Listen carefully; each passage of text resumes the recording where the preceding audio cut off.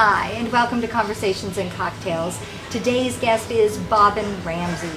She is an up-and-coming director. She's directed plays all around Seattle area and a horror film. So, if you like listening to other women tell you about their passions and their struggles, make sure you continue to follow me. Hi, and welcome to Conversations and Cocktails. Today's guest is Bobbin Ramsey. She's an up-and-coming director in the Seattle area and across the United States. Watch out, New York, here she comes. And she's my stepdaughter. Yay! Hi. She chose a French 75, which is my favorite. Ta-da! For her drink. Cheers! Very refreshing. Yes, I like a French 75 and 6. Oh. So, I've known Bobbin for 21 years. 21 years. Oh my gosh. Yes. This one isn't the 1998 class photo. This one's the 2000. But I liked it because my daughter and her, I don't know if you can see it. Where is she? She's there. Bobbin is just right there. Right there. Yep. So, I've known her for a long time. Yeah, it's probably crazy for you to have me as your stepmother, Cindy Palmer. It's certainly been a journey. I mean, it is kind of amazing, though, to have someone who knew you as a kid, who then, fast forward 20 years, knew me as an adult, but still, gets a sense of who I was as a kid and all the growing pains and all the growing joys. And, I mean, Julita and I were really close when we were kids, and so it's so wonderful to have that relationship and then get to know each other as adults and as women and as full-grown people. I know, drinking, it's wild. It's so weird, right? I never would have imagined. Never would have imagined. Never would I have imagined, A, that I would be married to your father or be with your father or drinking with his daughter. But to that, because it's good. Company. Good, it's so good. It's so good. Okay. So, what I want to know, yes, I mean, you and Julita did school plays together and all that kind of stuff. And that was in elementary school. I remember Harry Potter, right? Yeah, we did a Harry Potter. Yeah. Julita was Harry Potter and I was Hermione. Yeah, there you go, right? It was very fun. That did happen. That did happen. There is probably evidence of it documented somewhere. I'm sure. So when did you decide to become a director? Like, how did you, school plays, Julita's off doing something completely different, computers. Sure. But you stayed in theater and as a director. Yeah, so I always loved plays. I mean, I'm sure my dad has talked about how when I was a kid, I would put on plays in my bunk bed, and they were usually a mess, but I loved them. So it has always been a part of me. And as I moved into middle school and high school, I really sort of settled, and I said, yep, I want to be an actor. That's really what I want to do. But I was kind of a mediocre actor. I wasn't great. I had a lot of heart. But I was just okay. And it's funny, I had some acting teachers when I was in probably a freshman or a sophomore in high school who said, I think you're going to be a director. And I said, no. I'm an actor. That's going to be what I do. And then as I got a little bit older, I was like, I'm not feeling the fulfillment that I really expected to out of acting. And this, of course, is still in high school, and I'm very much learning myself and trying to figure out who I am. And then there was this opportunity to direct A Christmas Carol at my high school. And I just volunteered. I just said, yep, I'm interested. I'd like to try.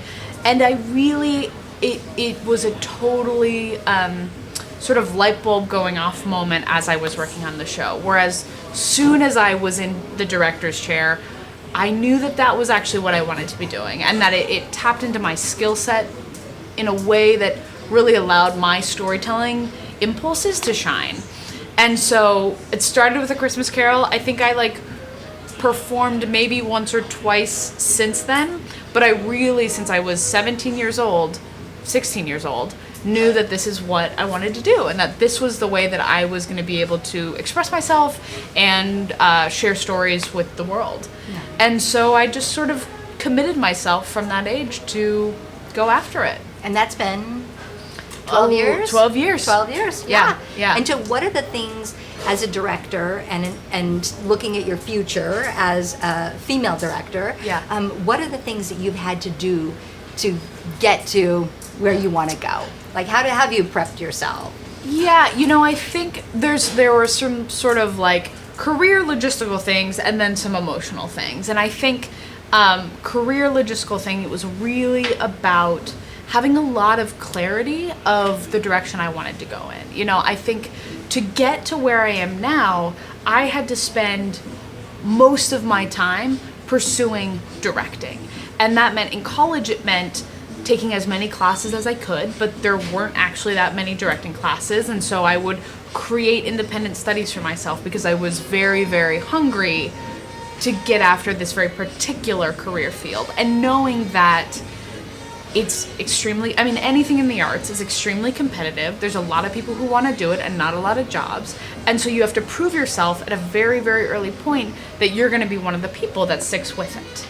And so that meant creating a lot of opportunities for myself for education and for directing experiences. So in addition to taking classes at a very young age, like I think 18 or 19, I started producing my own work, where I was like, I love this play, I'm going to make it happen. And so that meant things like finding venues and holding auditions and putting together a design team and creating contracts and doing marketing and writing content.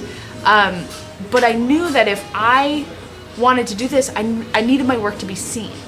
And the best way to get your work seen is by producing yourself. Because one thing that is so specific about directors that you don't see with other elements of theater is that there's no audition for directors. As an actor, if you have some natural talent and you get into an audition room, they're going to see you. Directors, you have to get people to see your work. And so from a very early age, I was like, okay, that is a big challenge that I'm going to have to overcome, is how do I get people to believe that my work is worth seeing and worth investing in? So that was sort of like the logistical thing, is how do I educate myself and create enough opportunities in order to have that pathway.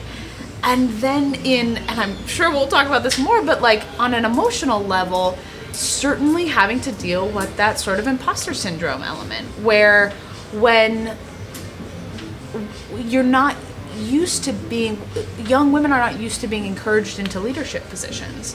And so when I was in a leadership position, when I was interested in directing, there were so many jokes. So many people made jokes about being being bossy or being a control freak or liking to be in charge because then I get to direct men around. And that at 16, 17, and 18, that was a really hard thing to overcome as a young woman. This idea that the only reason I was in this career field, even though it fed me and spoke to me on such a deep level, was actually because I was just a bossy girl who wanted to be in control. And so finding ways emotionally to overcome that was a big part of my journey as well. Nice. So now let's go back to at Sure. 18 Yeah. and the logistical aspect of it. Yeah. So tell me some of the things that you did to produce your own plays. I mean, that's kind of like, oh, do we go to, we have a stage. Would you call Dad and say, hey, can I come on your stage on Friday night? Did you start your own production company? What are the things that you did? Sure, yeah. So there was the first time I ever produced a play on my own was the summer after my freshman year, and I really wanted to direct this play called Brilliant Traces, and I had never self-produced at this point, but I, with the encouragement of the people around me and my parents and my friends, I said yep, I'm gonna do this. And so what that looked like is the first thing it was getting my team together, because I knew that if I had a really strong team around me, we'd be able to make it happen. And the play just had 2 actors in it. So I found 2 actors, 2 of my very, very close friends, and I found a stage manager, and there was an assistant director, and I had a small design team of people I met in college. And once I had that team together, I was like, okay, now I know that we have the people who are here to make it happen, we can move forward. And so the next step was finding a venue, which is one of the more difficult things to do anytime you're producing an arts event, is where you're gonna do it and is it affordable. And so we did our research, and we found the Market Theater where Unexpected Productions performs, and we could rent out the Market Theater for, I don't remember how much it was, but it was pretty affordable. and we would have a couple of days of technical rehearsals before we had the show, and then we'd have a weekend of performances. And the next big hurdle, once I had found this venue, was how I was going to get the money to pay for the venue. And so I went to my parents, and at that point, I was still very much budding in my career as a director, and they were excited to support me in every way, and so they gave me a loan, essentially. With that loan, I was able to pay for the venues and have a design budget and pay the actors, I think, a tiny stipend, like $25 or something. I know, it was very sweet. And so then once we had the venue locked in, it was like, okay, we can actually make this happen. And then the other logistical things that we had to think about, in addition to rehearsing for the play itself, was how do we get people there? And so we had another friend of ours who was interested in doing some marketing and some poster design, graphic design, come on and design a poster for us. The actors and the assistant director and the stage manager and I went all around town and hung up the posters ourselves.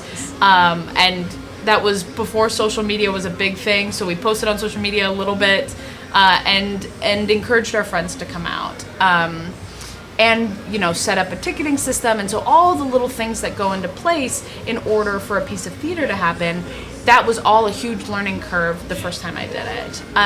But the show went great. I think we had a decent audiences, and we were able to make back all the money that my parents loaned me, and so I paid them back. And that was my first foray into producing theater. And after that, it was really easy for me to continue to do that. So I had a couple of shows in college that I self-produced, and then I had one show that I produced after college with the help of a company called Arts on the Waterfront. We did a free production of Waiting for Godot. I saw that. Yes, I did. on the waterfront, and that was a really special one. And then after that, I started a theater company with some peers of mine from college called The Horse in Motion. And that was a huge jump into producing theater and artistic leadership, where it was a group of people. I always say that we started this theater company by accident, where a good friend of mine from college, Mary Hubert, brought a script to me and said, I love this script, I don't know how to do it, will you direct it? And at that point I was recently out of school and really, really craving some artistic fulfillment, because I'd been directing plays through like college programs, and so once I was out, I was desperately looking for where I could sink my teeth into artistically. And so we tackled this script, and the script was a very non-traditional play with no characters, no settings. It was just scenes. And so we spent 8 months developing how we were going to do this play. And partway through, probably about 4 or 5 months in, we said, okay, if we're actually going to do this, someone has to produce it. And so we came up with this name, The Horse in Motion, and we were like, great, we have a producing company, maybe nothing will happen beyond this show, but who knows what'll happen. And so we ended up building this really interesting show that performed in the old schoolhouse in the U District. Yeah. And we got some really good reviews, and we sold out, and suddenly we had an audience base who was interested in what we were doing next. And so we had a theater company that we were responsible for and that people were looking forward to. And that was 6 years ago. And so for the last 6 years, building up The Horse in Motion and finding a bunch of ways to produce and create work that continues to surprise and excite Seattle audiences has been this ever-growing process. But since then, I've worked with some other theater companies, and I've directed for UW and for Cornish and some other smaller companies in Seattle, but all of it really came from that drive to self-produce and have my work be seen. Nice. And you've done a movie, right? I did. Yes, I did do a movie, yes. And that was an amazing opportunity. It's so funny, whenever when I talk to younger artists, like people in high school or in college, about my career, and they're like, and you directed a movie, like how did you do that? A horror movie. A horror movie. I always say it sort of fell into my lap. Like, I can't totally give like the steps to get to that point. I was very lucky to have it come about. And so the way that came about was a good family friend named Ian Bell had co-written a screenplay, a horror screenplay, with another buddy named Ramon Isao.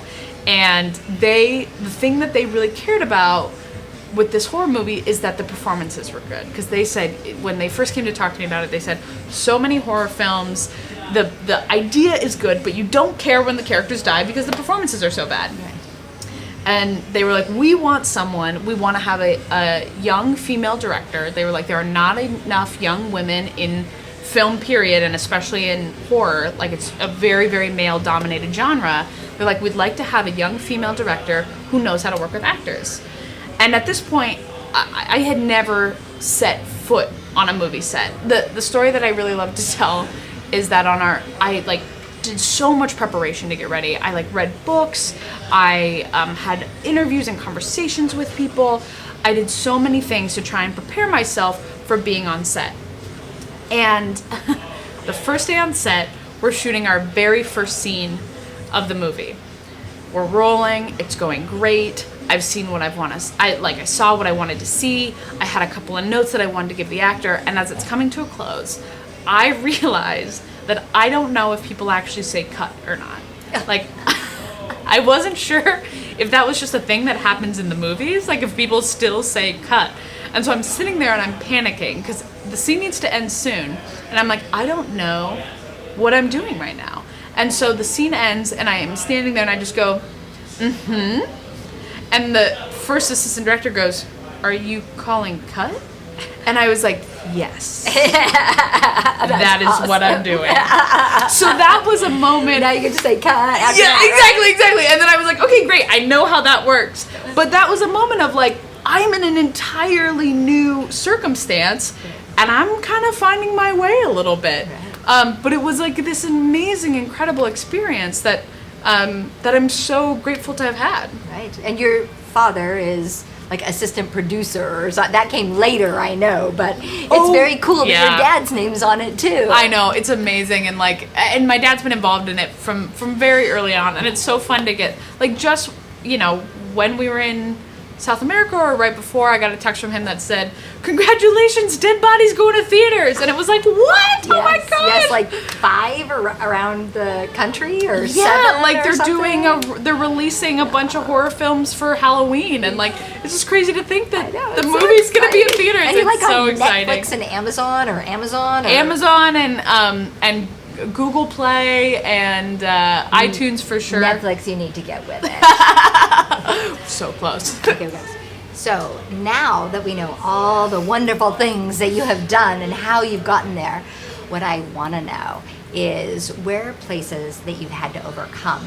So getting to any great success, there's a lot of obstacles that come in the way. That's how you have people that are successful and people that aren't, is they've overcome certain obstacles, right? Yeah. Yeah. So what are some of the obstacles that you have had to overcome as the next question I'm going to ask you is, as a female and from your culture of origin, how has that helped you or hurt you? So you can weave that in if you want. Yeah. So. Yeah, I think, like I sort of brought up a little earlier, a sense of imposter syndrome was very hard to overcome. And I think I've always been a bit of a type A personality, and the fear of being bossy and the fear of being a control freak and the fear of being a bitch, sort of followed me my entire childhood. And so when I got into directing, I had this moment of doubting whether that was going to be the right thing or whether I was sort of going to be plagued with this idea of continuing to be a bossy bitch lady, or whatever. But then the passion that I had for it, the drive that I had for it, sort of was able to continue to cut through that. And it still is cutting through that. I still have moments where I'm like, wow, is this a place I'm allowed to be in? Wow, do people trust me? I think that the first time I worked with an older male actor, I struggled and I found myself apologizing a lot. And I had to sort of train myself to be confident, and it's I had been used to working with people my age, and I felt really comfortable working with people my age and men my age. And then the first time I worked with an older male actor, there was this sense of oh, well, you probably know better, I'm blah, blah, blah, blah, and learning and teaching myself how to have confidence in who I am. And the person I was working with was a wonderful guy. Like, at no point did he even challenge me. But this inherent societal sense that I had that I didn't know as well, that I wasn't old enough, that I wasn't experienced enough. And it's when you have a group of people around you who trust you and who want to be working with you, and you're still having those emotional blocks, it's like, whoa, what is this societal narrative that has been so heavily layered onto our understanding of what we can do or who we should be, that you have to fight through? It's hard and sad, and it. All of our movies, it's all of our books. I mean, we have been, as females, we have our role set for us at like 2 years old when our parents are reading us Cinderella, right? I mean, we have a role. So absolutely. It's hard to overcome it, no matter how strong of a female you are, and Absolutely. And, I had, and that exists in theater and it exists even more in film. And I had this really interesting moment where after Dead Body came out, I was listening to a podcast of a group of 3 guys reviewing the film. They were talking about it, and I thought they were saying some really interesting things about the things they liked and the things they didn't like and what worked and what didn't work. And at one point, one of the guys talking says, well, in this director, something, something, something, he, and the other director goes, or the other person on the podcast goes, oh, I think she's a girl. And the other guy goes, what? And he goes, I think she's female. And then they were like, oh, and then they Googled it for a second, and they were like, oh yeah, Bobbin Ramsey is a woman. And then the first guy goes, well, you go, girl. And I was like, oh God. And luckily the other guy who's on the podcast was like, dude, don't do that. And I was like, well, thank goodness someone's saying it, because it's like this idea that I need to be congratulated for having done the thing that many other men have done. Right.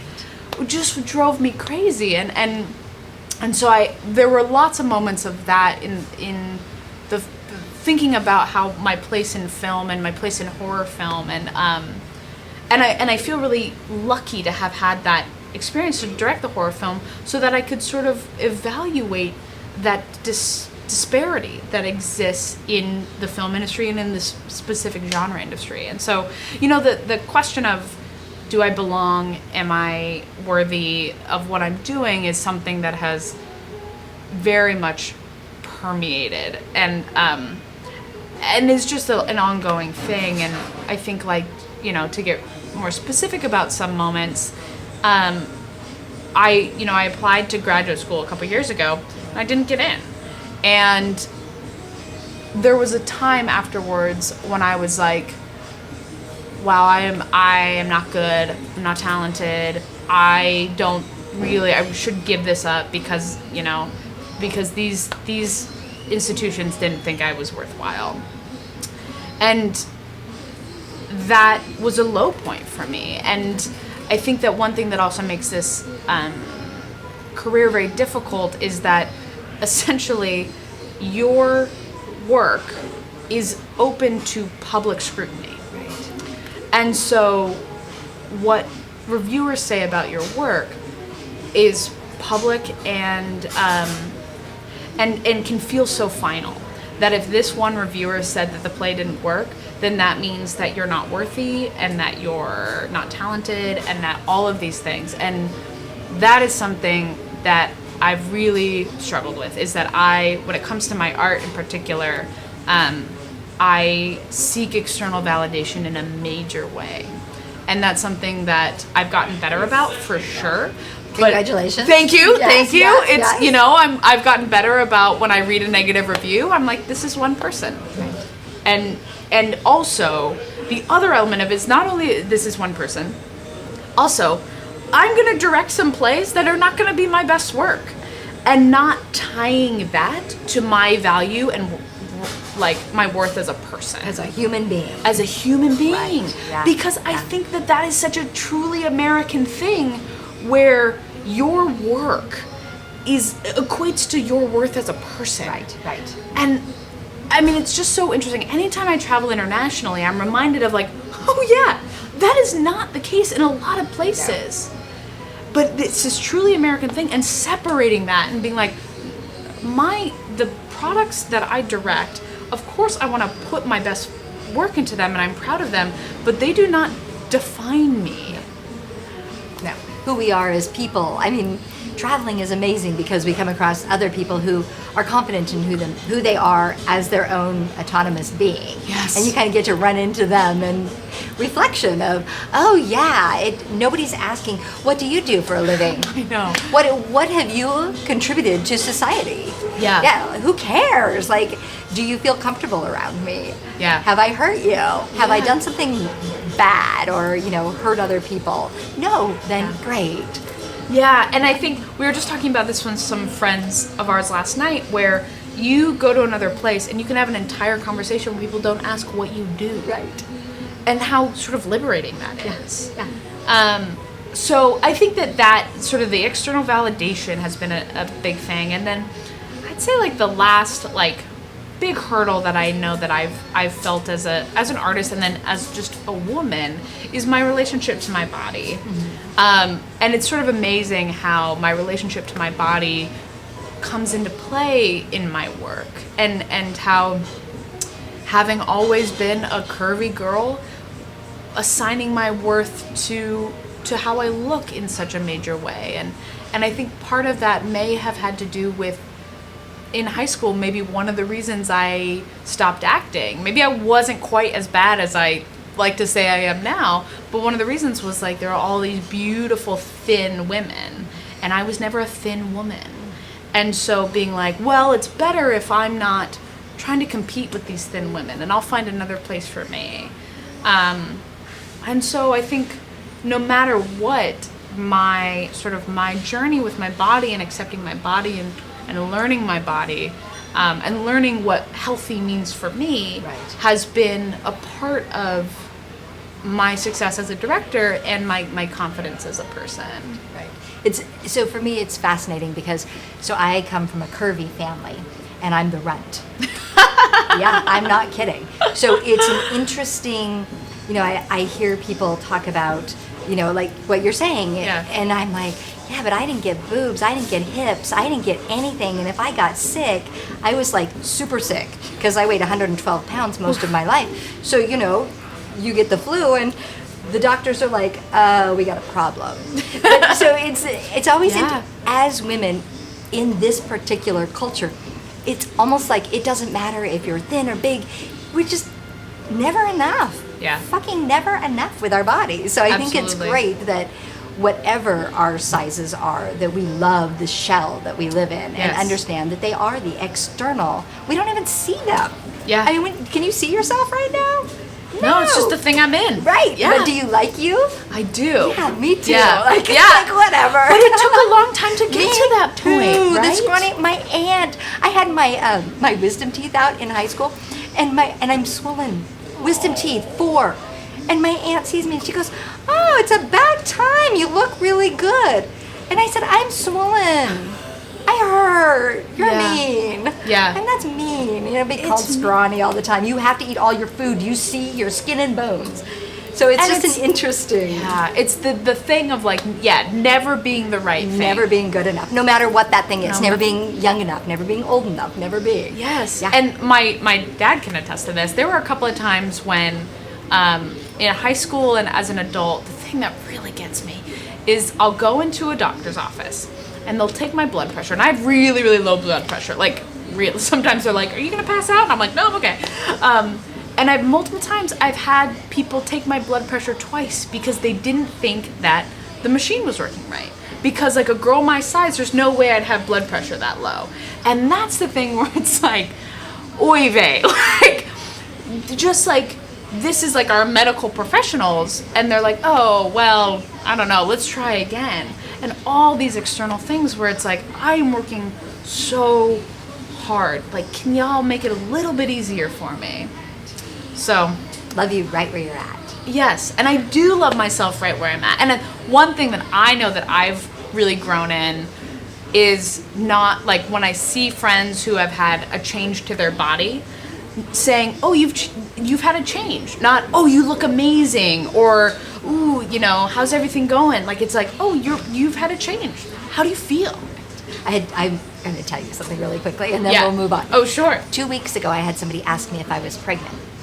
And I'm too old to be pregnant, number one. Your father, I mean, I love him, but can you imagine us in our 50s having a child? It doesn't, I mean, you couldn't even do it anyway unless I went in for surgery. But Sure. needless to say, somebody asked if I was pregnant.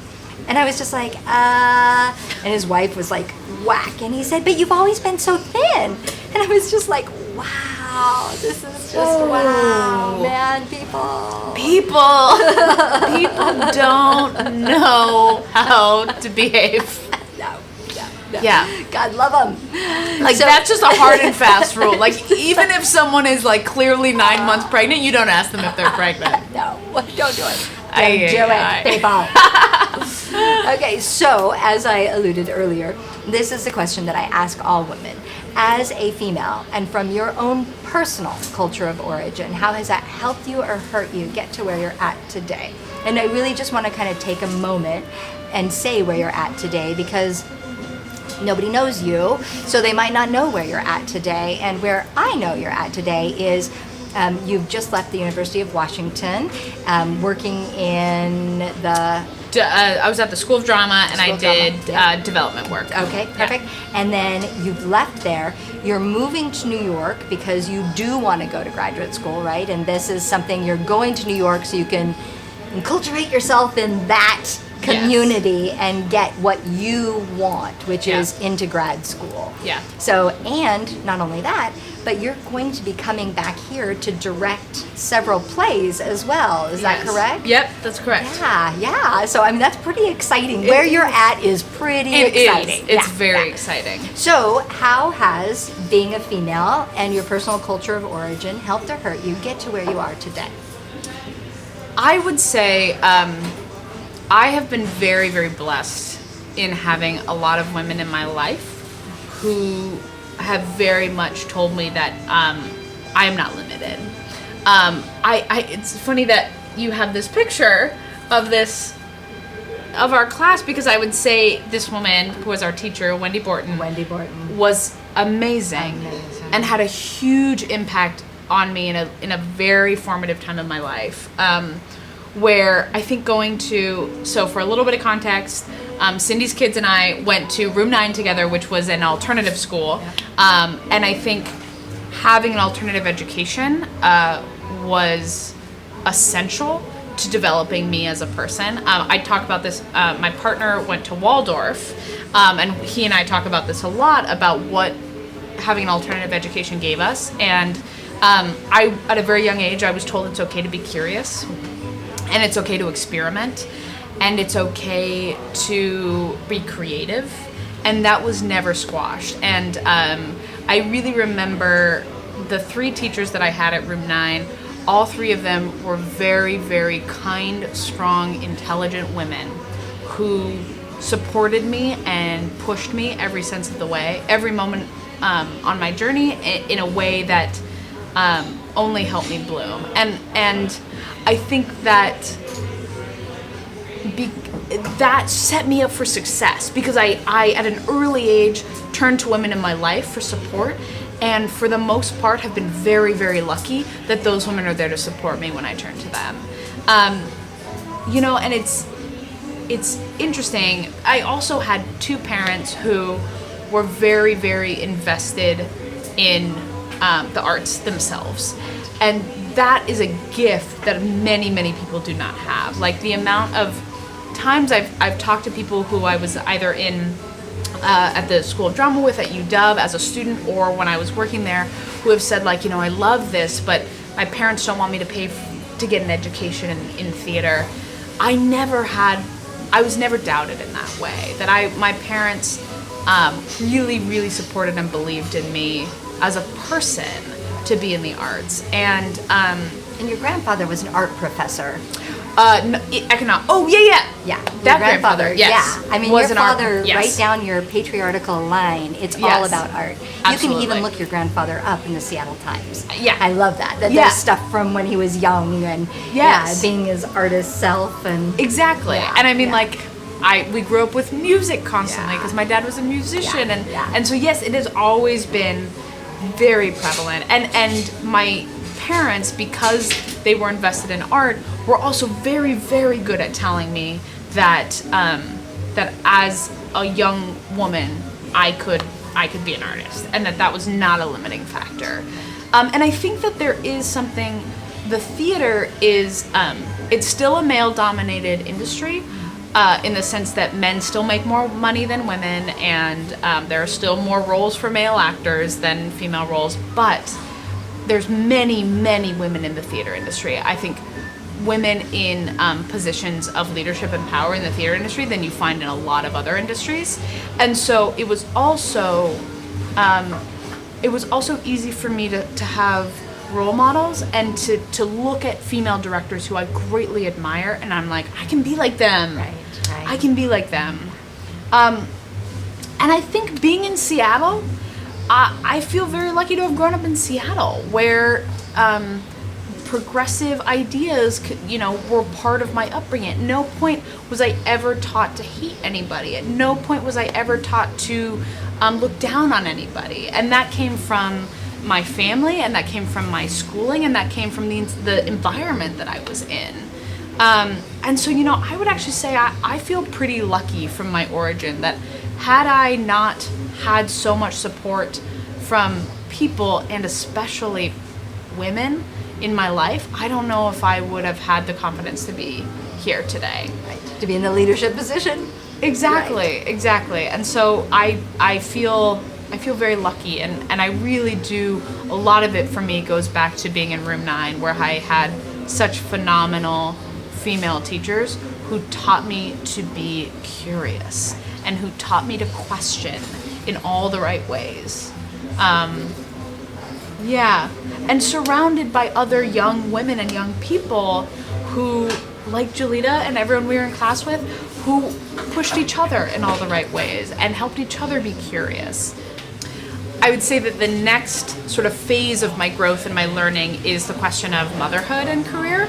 I know that I want to be a mom. That's something I've known for a long time. And the thing that I sort of come up against is I look at a lot of women in the industry who are directors.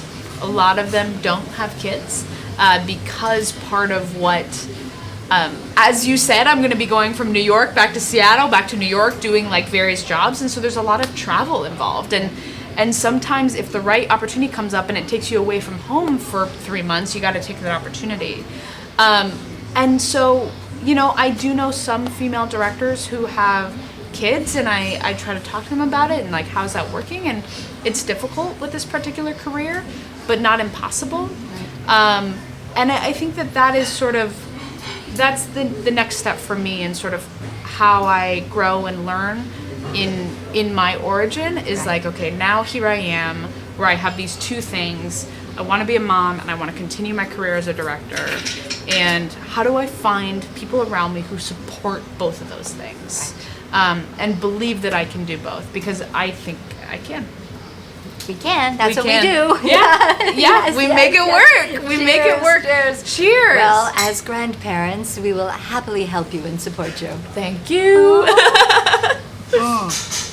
Okay, so now is the part of the show where people who are curious about what you're doing can find out. Yeah. So tell people, what are you going to be producing in Seattle? How can we follow you? Yes, absolutely. So you can find me on all major social media platforms. Actually, I'm on Twitter, but I don't tweet very much, to be perfectly honest, but I am on Twitter. Just Bobbin Ramsey. I'm on Instagram. My handle is Bobbin Ramsey. I'm also Bobbin Ramsey on Facebook. Feel free to add me. And I have a website, which is just www.bobbinramsey.com, and I keep it quite updated on what I'm working on. The next thing I have going on is a play I am very excited for called Dance Nation, which is going to be produced at Washington Ensemble Theater in January at a place called 12th Avenue Arts. It's up on Capitol Hill, 12th and Pine. And it is a story about a preteen female dance team. And it's about ambition, and it's about passion, and it's about power, and it's about friendship and competition and love. And it really is about a lot of these things we've been talking about. I'm very excited about it because the playwright specifically dictates that the actors shouldn't necessarily look like preteen girls. It should be women identifying people of every age, every body, a wide spectrum of identities, so that it's not just about a bunch of, thin, pretty preteen girls on a dance team, but it is a representative sample of female identifying people. So that'll be in January at Washington Ensemble Theater, and that's my next big project. Beautiful. Thank you so much for Thank joining you. us. I really appreciate it. This was Come so give me a hug. wonderful. Oh. Thank you. Thank you. Ciao.